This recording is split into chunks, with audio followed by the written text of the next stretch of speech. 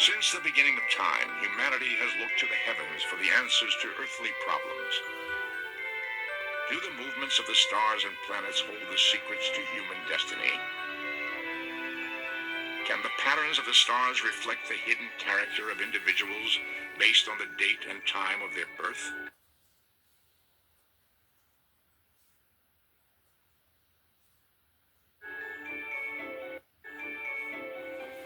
Astrology, predicting the future by the movements of celestial bodies, has been with us for over 4,000 years. Today, science denies any validity to astrology. Yet for countless centuries, millions of people have believed in it.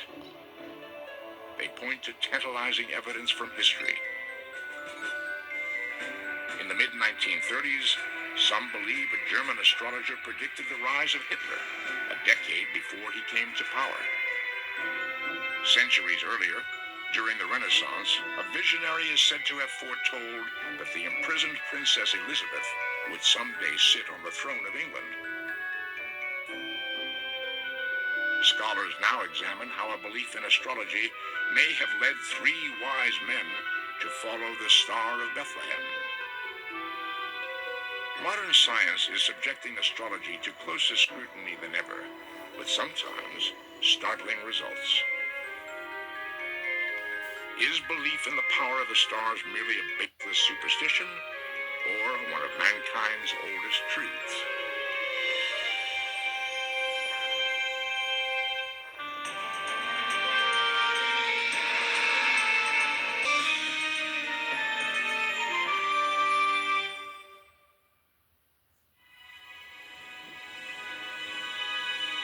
Before the art of astrology was developed, ancient people relied on a basic knowledge of the stars and planets for their very survival. Many sites around the world speak of astrology's earliest beginnings. The origins of astrology might even go back more than 20,000 years into the Paleolithic, because there are carvings on bones and other objects that indicate perhaps early interest in lunar tallies, the motions of the moon.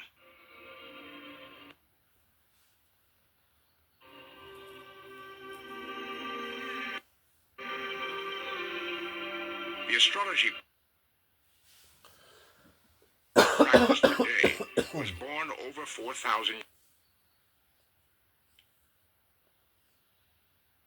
years ago in the Fertile Crescent of Mesopotamia, now modern-day Iraq.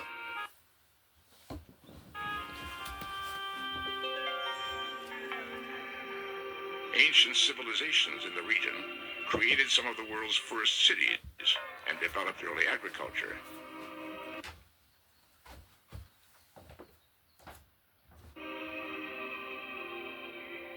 They were also among the first to turn sky watching into a codified system of astrology, a method which remains basically unchanged even now.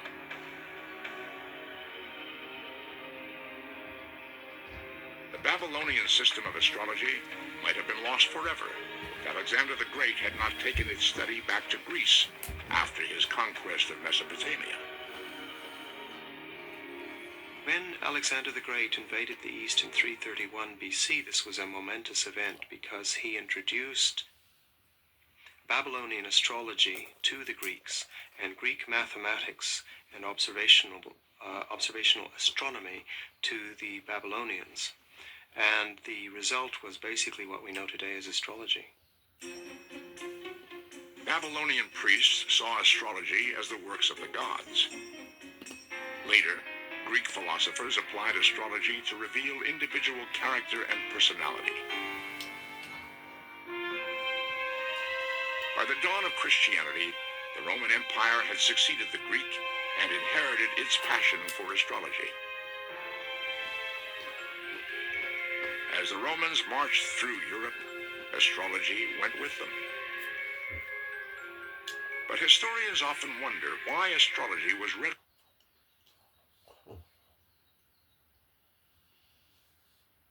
embraced by so many. Society easily accepted it, from peasants to emperors. One Roman ruler would select his astrologers by subjecting candidates to a test that could cost them their lives. There is a very curious and quaint story about Tiberius Caesar hiring his personal astrologer named Thrasyllus. Tiberius tested his astrologers in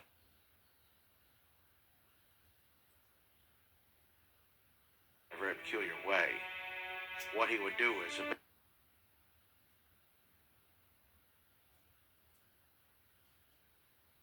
to a test, and if they didn't pass the test, he would throw them off the cliff. Thrasyllus looked at the chart and trembled and said, "I see that I am in imminent danger of death, O Caesar. I know not from what cause." And Caesar said the equivalent in Latin of "you're hired." And Thrasyllus served Tiberius for the rest of Tiberius's life.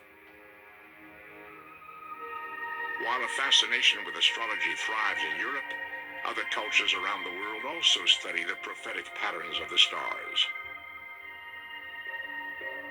Chinese scholars devised an elaborate form of astrology based on associating each year with a particular animal.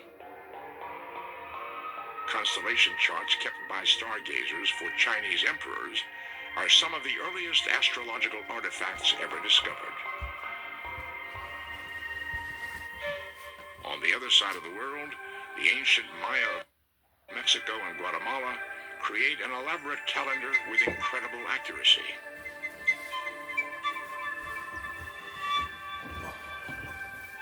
The ancient Maya developed probably the world's most elaborate astronomical and calendrical system.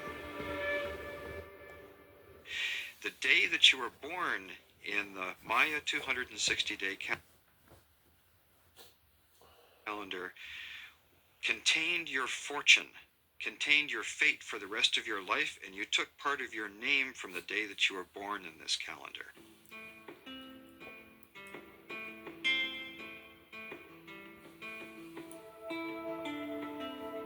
While the chronological accuracy of the Mayan calendar is well known to archaeologists, much more mysterious is the Mayan system of prophecy.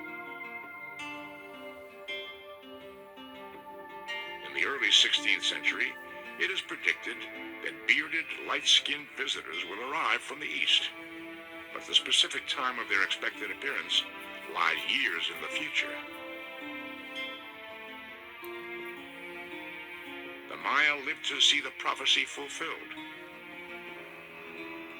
In 1519, exactly as predicted, bearded, light-skinned people from the east set foot on the shores of Mexico. They are the conquistadors from Spain. The Mayan calendar may also hold a disturbing prophecy for the modern world. Over 2,000 years ago, Mayan astrologers calculate the date of the end of the world, a doomsday which is believed will take place in our own time.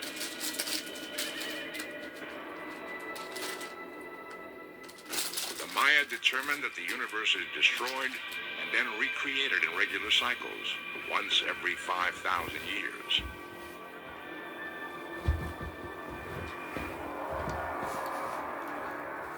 This great 5,000-year cycle comes to an end soon. Probably most of us will live to see this. The date should be about December 21st, 2012.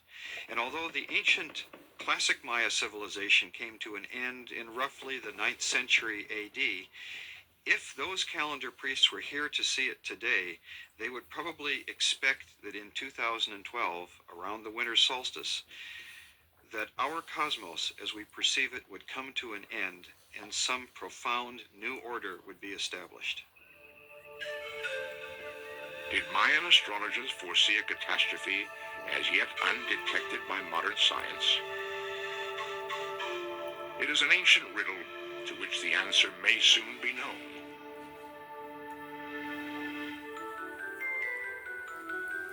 The Romans and Mayans were not the only ancient people to see signs written in the stars.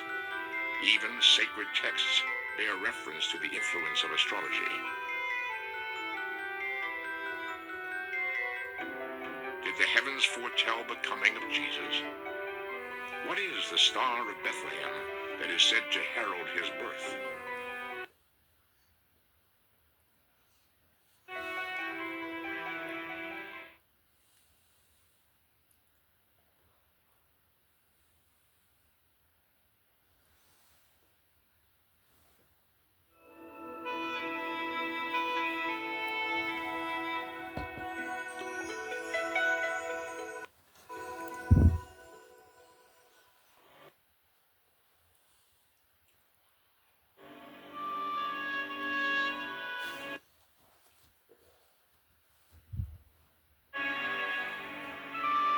Some of the earliest references to astrology are to be found in a surprising place, in the pages of the Holy Bible.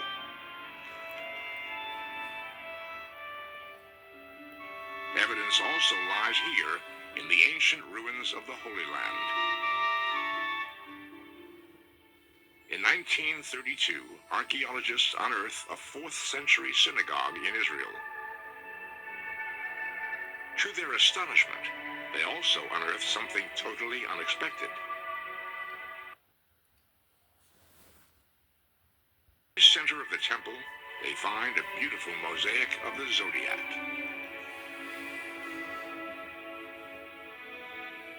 Its discovery baffles scholars who have long believed that astrology was strictly forbidden in Judaism. There shall not be found among you any that practice divination, or an observer of times, or an enchanter. For all that do these things are an abomination unto the Lord. Deuteronomy 18:10.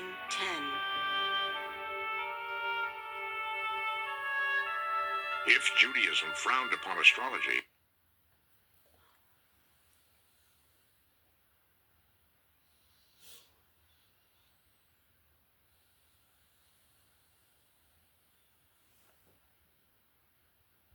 opposition walked out of Gordon House after the finance minister referred to the opposition leader as Massa G.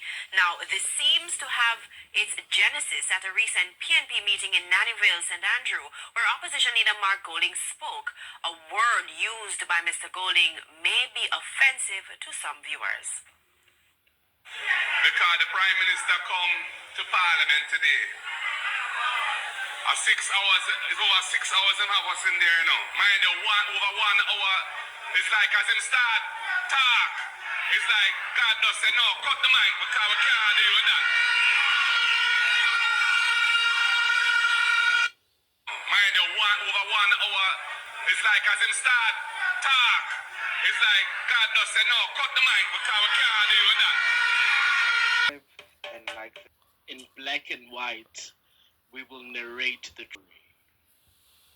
Several ancient African cultures birthed discoveries in astronomy. Many of these are foundations on which we still rely, and some were so advanced that their mode of discovery still cannot be understood. A wealth of evidence of astronomy has been found in the great ruins of Zimbabwe, Timbuktu in West Africa. And basically there was star law in the ancient Egyptians, Ethiopians, the Akan, San, Zulus, Xhosas, Venda, Botswana, and other Africans, to name but a few. The current education system should therefore equally promote and embrace both Western and African belief about the stars, moon, sun, and other terrestrial bodies. No belief or knowledge is superior or should be allowed to dominate another in the current global knowledge economy. Western colonialism and education did not only impose foreign political administrations on African indigenous communities, but also the Western belief in the sun, moon, and other celestial bodies. This has, to a certain extent, had negative implications development and promotion of African indigenous belief systems and knowledge about the moon, sun, and the stars. There is a culture plagiarizing habit of Greeks, Romans, Arabs, and modern racist scholars that astrology originated in the Greek. Even the biased International Astronomical Union (AIU) has approved names originating only from Arabic, Greek, or Latin. The term astrology was coined by the Greeks as the study of stars, where astronomy is the law of the stars. Nabta Playa is the world's first astronomical site to be well documented, not forgetting Inzalo Yelanga here in South Africa, the Stonehenges of Mapungu, but these are less documented, and as a result, the shift is towards African astronomy that has immensely been recorded in Egypt. Ancient societies all around the world erected massive stone circles like celestial clocks, aligning them with the sun and stars to mark solstices. These early calendars foretold the coming of the seasons, helping civilizations track when to plant and harvest crops. They were also connected with religion and served as special ceremonial sites. Ancient Egypt, or Kemet, meaning black land, is the world's oldest and most influential civilization on record. Egyptians charted the movement of the sun and constellations and the cycles of the moon. They divided the year into 12 parts and developed a year long calendar system containing 365 days. Historians of the world have proof that Egypt was the first to tell time. The oldest known sundial, also known as the sun clock or shadow clock, was found in Egypt, and it's believed to have been used 3,500 years ago. The most ancient clock known to men is the clock by which the earth and the sun operate daily. Personally, I would rather invest in knowing about Egyptian astrology, especially to such facts that they were the world's first timekeepers. Hmm. Standing here in Dubai, surrounded by billions. When Denon first discovered the Temple of Hathor at Dendera in January 1799, he found a large circular planisphere or zodiac on the chapel's roof. The Dendera zodiac is one of the best preserved ancient depictions of the observable stars. It contains many of the zodiac symbols as they are known today. When the existence of the zodiac was made known to scholars back in France, there were many attempts to calculate the date of construction, with some scholars suggesting the zodiac might be as much as 14,000 years old, far older than the world itself, according to the biblical chronology. In 1822, an antiquities thief named Claude Lorraine used explosive to remove the zodiac from its matrix in Dendera, and he brought it back to France, where it was purchased by the king for the considerable price of 150,000 francs and put on public display. It was eventually deposited in the Louvre, where it might be seen today. The zodiac symbols we are most familiar with are on the inner circle, which the Greeks have built upon as they usurped it. 2,000 miles away from Egypt is the Dogon tribe, occupying Mali and Burkina Faso. They knew long before Western scientists that the planets in Earth's solar system, including the Earth, orbit the Sun. When Western anthropologists first began to study Dogon culture, they were baffled at the group's advanced knowledge of the universe. They were specifically astonished at their intricate understanding of the Sirius planetary system. Western scientists discovered the Sirius system in 1862. The star system is 8.6 light years away from Earth. In 2005, astronomers were finally able to precisely mark the Sirius B star using the Hubble Space Telescope. Historians and scientists struggle to explain the Dogon's understanding of that specific star system. Tolo is the name that Dogon gave the distant star Sirius, also referred to as Sirius A. Tolo is the name given to its smaller companion star, Sirius B. Keeping and tracking cosmological and astronomical knowledge is part of every aspect of the Dogon's communal lives. The Dogon often record their history in wood carvings, such as this door. This door deals with the Dogon cosmology and the Dogon migration that took place during the 12th to 15th centuries from ancestral lands. Looking at the symbols on the Dogon door, you will find that they are similar to the zodiac boughs of Great Zimbabwe. We use these outer planets to look inside of ourselves. We are using astrology as the language to help connect us to our spirituality, to our diet, to our health, and to our history. 1931. French anthropologist Marcel Griaule treks through the forbidding desert in search of the mysterious Dogon tribe. When he finds them, he becomes fascinated by their culture and traditions. As Griaule starts collecting Dogon legends, he notices an eerie similarity to ancient tales found across the globe. Tales of amphibious gods, in this case called Nomo, who came from the sky, lived in the sea, and helped mankind. They describe these Nomos as being very like mermaid or merman-like, but bequeathing lots of knowledge of astronomy, math, and science to this ancient race. The Dogon would say that the Nomo were these extraterrestrial gods, but they needed a watery environment to live in, though they could come on land. Griaule learns that their arrival is known as the Day of the Fish. The Dogon actually said, well, this was our creator god, Namo, who descended from the sky in a loud whirlwind of a storm of thunder, smoke, and lightning.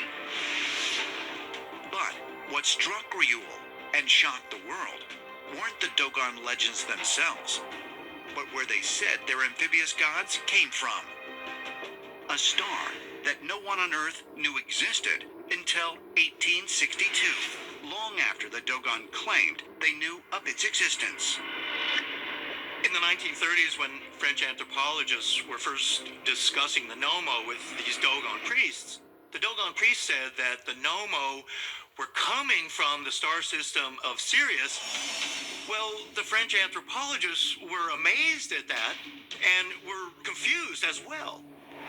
According to the Dogon, their gods didn't come from Sirius A star that is clearly visible in the evening sky, but from its tiny companion, a dying star called Sirius B, that can only be seen with advanced, high-powered telescopes. Sirius A is the brightest star in the sky because it is very luminous and it is also fairly close to the Earth. In astronomy, it is a known fact that there is a Sirius A and a Sirius B. Sirius A can be seen, and Sirius B, for us, is invisible because it's just too small. Now, the Dogon knew about the invisible companion star to Sirius. How did they know? For thousands of years, Sirius A has played an outsized role in the imagination of Greeks, Persians, Hindus, Romans, Polynesians, and countless others. The Egyptians even based their calendar on Sirius A. And some believe they aligned the Giza pyramids to Orion's belt, which points to Sirius A. Villages along the Nile and along the Euphrates in ancient Mesopotamia They lined up their village dwellings to mimic the constellation in which Sirius sat. Sirius is one of the closest stars to us. It's 8.6 light years away. Unlike the sun, which has beautiful golden color, Sirius is a bluish white color, indicating it's much hotter than the surface of the sun. And that corresponds to it being more massive than the sun and burning hotter. It'll have a shorter lifespan. But how could the Dogon have known about the existence of Sirius B?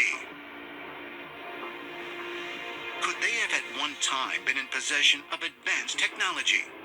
Or could there be another, even more profound explanation? The Dogon had an amazing degree of knowledge about the Sirius system. They knew that the orbits of the two stars were about 50 years, period, and that the invisible star was very dense and past its prime. They also knew that the brighter one was a larger star than the sun. The Dogon also knew that Sirius B is about the size of Earth and spins on its axis. There is no logical explanation for why the Dogon tribe knew about the Sirius star system naturally. We didn't have telescopes in those days. How did they know this? It's as if an ET came here and just told them all about that.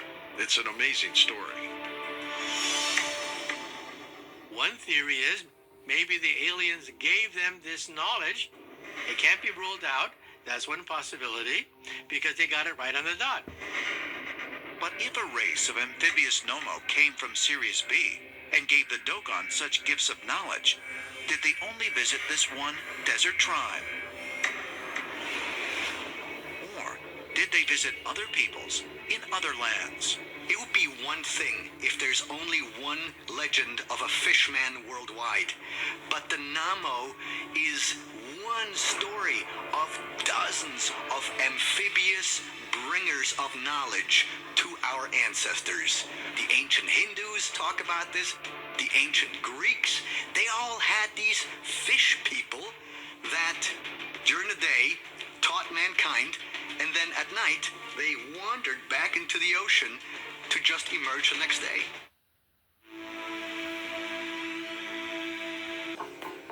Is it really possible, as some researchers believe, that the stones of Naphtali correspond with the alignment of Orion's belt as observed just before the summer solstice 7,000 years ago? If so, why and how would ancient man have created such an advanced diagram of this constellation? Mysteriously, the inhabitants of Naphtali vanished around 3400 BC. Some researchers believe they migrated 60 miles east, where Egypt's Nile Valley civilizations emerged in the 4th century BC. The astronomy from Naphtali was exactly the same astronomy that the pyramid builders. So suddenly what we thought was original to the pharaohs was pushed back now to these prehistoric people thousands of years before. Berlin, Germany. January 2016. Humboldt University professor Matthieu Ossendriver announces a revolutionary discovery in the field of astronomy. He translates a Babylonian text that shows the ancient people calculated the orbit of Jupiter more than 2,000 years ago, demonstrating an understanding of mathematical concepts that were not thought to have been developed until the 17th century. The sky watchers of Babylon also identified the constellations of the zodiac. But perhaps even more significant than the discovery that ancient people recognized the constellations as early as 5,000 years ago is the fact that they believed them to be intimately tied to events on Earth, imbued with the power of the gods. Each sign has its own story. Each is tied to specific mythology. Different mythologies in different parts of the world, but the collection has sort of become standardized, more or less based on the Greek with a few exceptions. So the sign Aries is represented by the god Aries, the god of war. This is not only the warrior energy, but the ability to fight through a difficult problem. Taurus is the god Aphrodite, and this is important divine energy. It is love, beauty, sex, a sense of confidence in your appearance. Cancer is associated with the goddess Artemis, the goddess of the hunt, of the forest, and the moon. So the dark places that are important, but hard to navigate. So we have these 12 stories, these 12 signs, 12 different divine energies. The very first personality typology is born of our relationship with the sky. It's born of the stars. We're looking out into the celestial realm and we see ourselves. In many ways, the zodiac truly is the language of the heavens. The positions of the constellations in the night sky also indicate the positions of the planets, as well as the position of the Earth in relation to the Sun. Incredibly, ancient people had some understanding of this thousands of years before the invention of the telescope, and they closely watched the movement of these celestial bodies for divine messages. This shows up really prominently in the Bible. For example, in the story of, or the Gospel of Matthew, there's this story about the Magi going to the birth of Jesus because they saw the Star of Bethlehem. But the point of that story is not that the Magi saw the Star of Bethlehem and thought it caused the birth of Jesus, but just that there was some sort of celestial omen or message that indicated that somebody important had been born. And that's part of the reason why some of the planets are named after specific gods. Like Jupiter in Greek is named Zeus, or Mercury is named Hermes, and so on and so forth. They tended to think that the planets and some of those celestial bodies were the celestial representations of those gods and had some power to convey messages from cosmos, as if the cosmos itself was alive and sentient and capable of speaking to humanity. And sometimes they'll go so far as to try to mirror events that are happening in the sky on Earth. January 11th, 2006. The Hubble Space Telescope captures a never-before-seen image of the Orion Nebula. A massive star formation 1,500 light-years from Earth. The panoramic photo reveals more than 3,000 stars in various stages of life and gives researchers new insight into the formation of celestial objects and planetary systems. According to modern scientists, it is here, in this mysterious cloud of dust and gas, that stars and planets may have been created billions of years ago. Astronomers usually refer to it as M42, not such a sexy name, but it's a stellar nursery. It's where stars are being born. And so this part of Orion gets a lot of study by astronomers. You have this rapid star-forming region. You have these young stars and very likely many, many young planets that also form out of that gas and dust that collapse to make those stars in the Orion Nebula. Now, stars being born obviously means that certain things are happening there on a level which we simply don't really understand. As seen from Earth, the Orion constellation is one of the most prominent star formations in the night sky and has been revered by ancient cultures around the globe for thousands of years. Named after the Greek demigod Orion in the 8th century BC, when connected, the stars form the head, shoulders, belt, and feet of a man. Orion is probably one of the most recognizable constellations in the sky, maybe only second to the Big Dipper. It's near the equator, and in the northern hemisphere it's visible in the winter. It has a lot of bright stars and a big square. That's the body of Orion.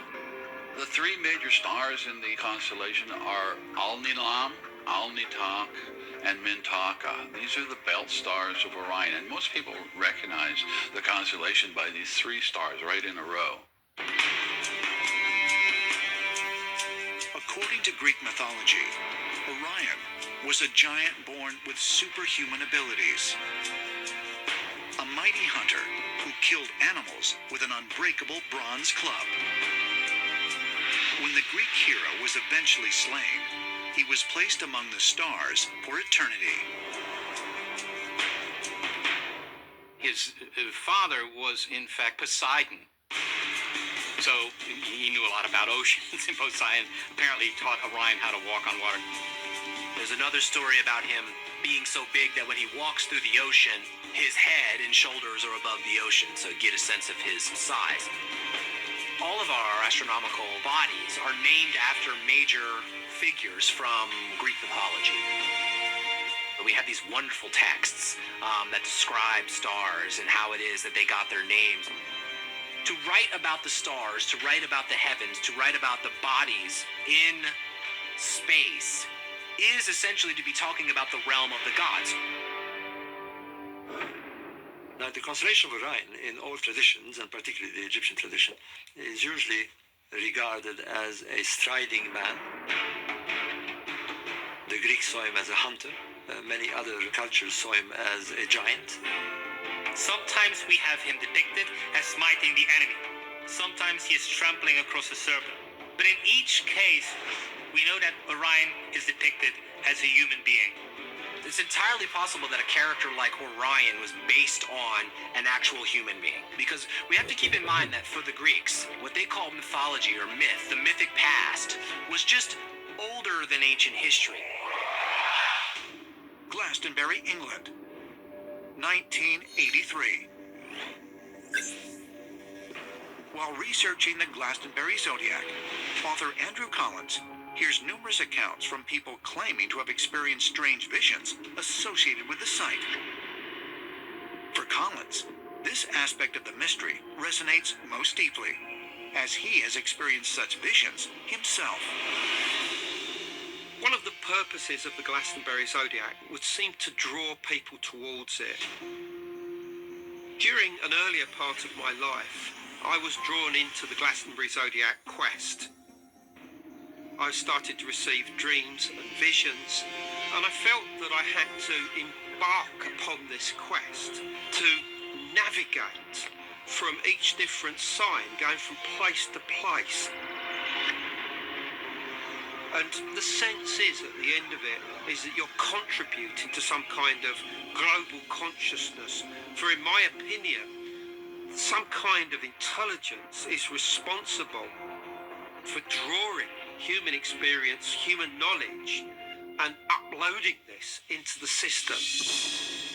Profound visions have been reported at Glastonbury, dating all the way back to the modern-day rediscovery of the enormous landscape zodiac in 1927.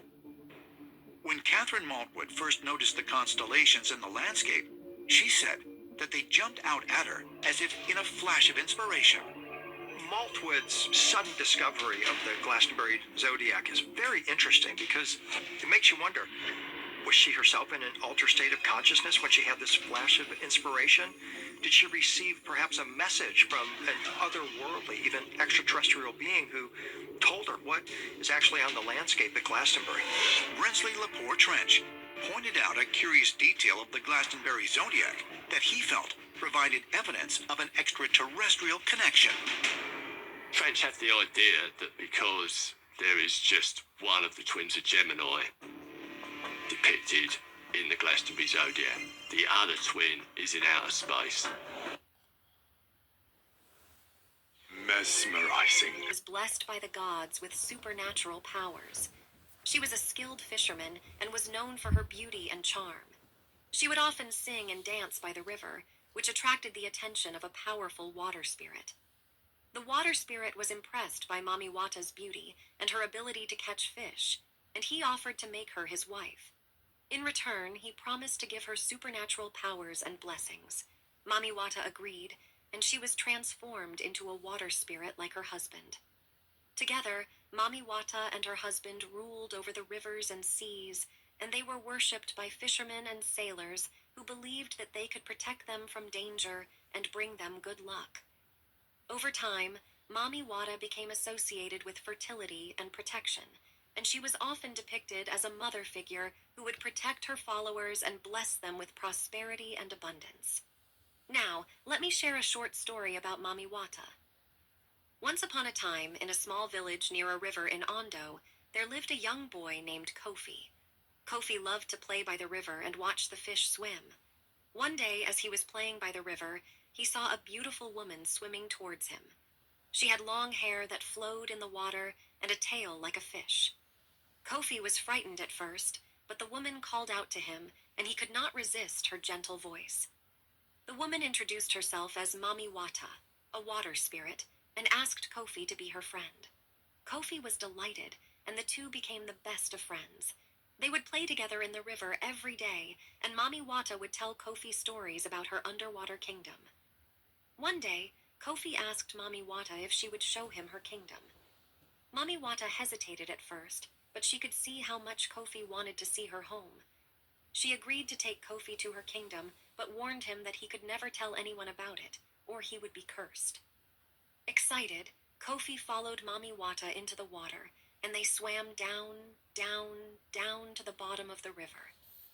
There, Kofi saw the most beautiful kingdom he had ever seen. The walls were made of pearls, and the floors of gold. There were sea creatures of all colors, shapes, and sizes, swimming around and playing. Mami Wata showed Kofi around, introducing him to her friends and family. Kofi was amazed, but also a little scared. He was not used to being so far underwater. As they were leaving, Mami Wata gave Kofi a beautiful necklace made of shells and told him to wear it always, as a symbol of their friendship. Kofi was grateful and put the necklace on right away. Kofi returned to the village and told his friends all about his adventure. They did not believe him and thought he was making up stories. But Kofi did not care. He knew that what he had seen was real. Days turned into weeks, and weeks turned into months. Kofi started to notice changes in himself. He was getting better at fishing and could hold his breath underwater for longer periods of time. His friends noticed the changes too, and started to think that there was something strange about Kofi. One day, Kofi's friend took a closer look at the necklace he was wearing and recognized it as one that belonged to Mami Wata. He quickly told the other villagers, and soon everyone knew Kofi's secret. The village was frightened of Kofi and thought that he was cursed. They believed that Mami Wata had put a spell on him and that he was no longer human. Kofi tried to explain that he was still the same person, but nobody would listen. Feeling alone and rejected, Kofi returned to the river to see Mami Wata. She listened to Kofi's story and was saddened to hear that her friend was being shunned by his village. Mami Wata decided to show Kofi a final act of kindness. She took away the necklace she had given him, and with it, the abilities she had given him. Kofi was now just a regular boy again, but he was happy. He had learned a valuable lesson about the importance of keeping secrets and the dangers of being too different from everyone else. From that day on, Kofi lived a happy and contented life in the village, and never forgot the lessons he had learned from his adventure with Mami Wata.